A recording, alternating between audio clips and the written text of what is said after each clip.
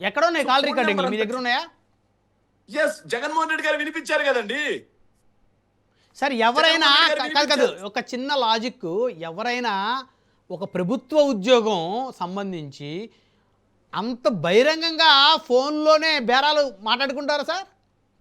Sir మరి అంత బహిరంగంగా ఫోన్ లో బేరాలు మాట్లాడుకోకపోతే నేను అడుగుతున్నాను సార్. సో ఆ నెంబర్ వెరీ క్లియర్ గా కనిపిస్తా ఉంది సార్. ఎవరు ఫోన్ చేశారనే నెంబర్ వెరీ క్లియర్ గా కనిపిస్తుంది.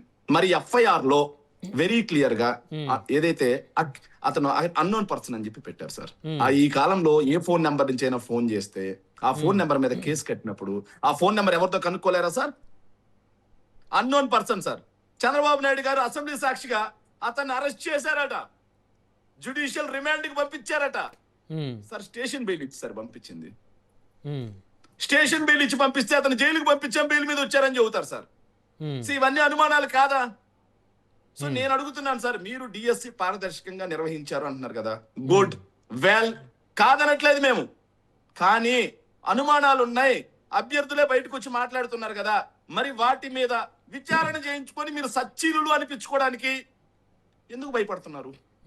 మీరు తప్పు చేయకపోతే, మీరు నిప్పులు కాకపోతే ఏం విచారణ చేయండి.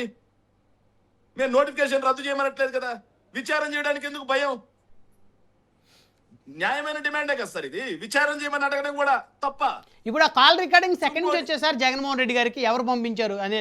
అంటే ఇప్పుడు సార్ ఇది- కాల్ ఇది రికార్డింగ్స్ సో- అన్న ఇది సోషల్ ప్లాన్ మీడియాలో- లేకపోతే సార్ ఇది సోషల్ మీడియాలో 3 నెలల క్రితం నుంచి వైరల్ అవుతుంది సార్. మీరు ఇంకా చూసినట్లేరు దాన్ని. 3 నెలల క్రితం నుంచి వైరల్ అవుతుంది సార్ ఇది సోషల్ మీడియాలో, 3-4 నెలల నుంచి ఆల్మోస్ట్. సో దాని మీద మేము మొదటి నుంచి మొత్తుకుంటున్నాం. దాని మీద కేసు కట్టి కనీసం విచారణ చేయకుండా స్టేషన్ బెయిల్ ఇచ్చి పంపించారు.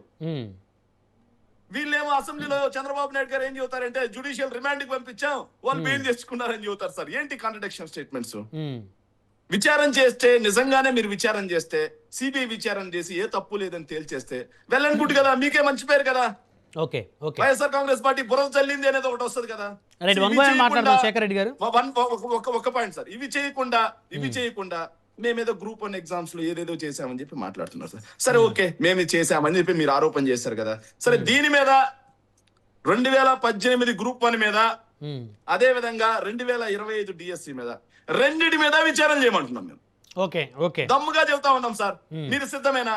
మీరు నిజంగా మీకు చిత్తశుద్ధి ఉంటే మా మీద ఉత్తగా బట్టకాల్చి మొహాన్ని వేయటం కాదు, మేము మీ మీద బట్టకాల్చి మొహాన్ని వేసేది వద్దు, మీ మీద కూడా. సో రెండింటి మీద విచారణ చేయండి. ఎవరు తప్పైతే వాళ్ళని దోషులుగా తేల్చండి. ప్రజలు ఎవరు తప్పుడోళ్ళు అని చెప్పేసి ప్రజలు తీర్పిస్తారు, సరిపోద్ది కదా. రైట్, వన్ బై వన్ మాట్లాడదాం శేఖర్.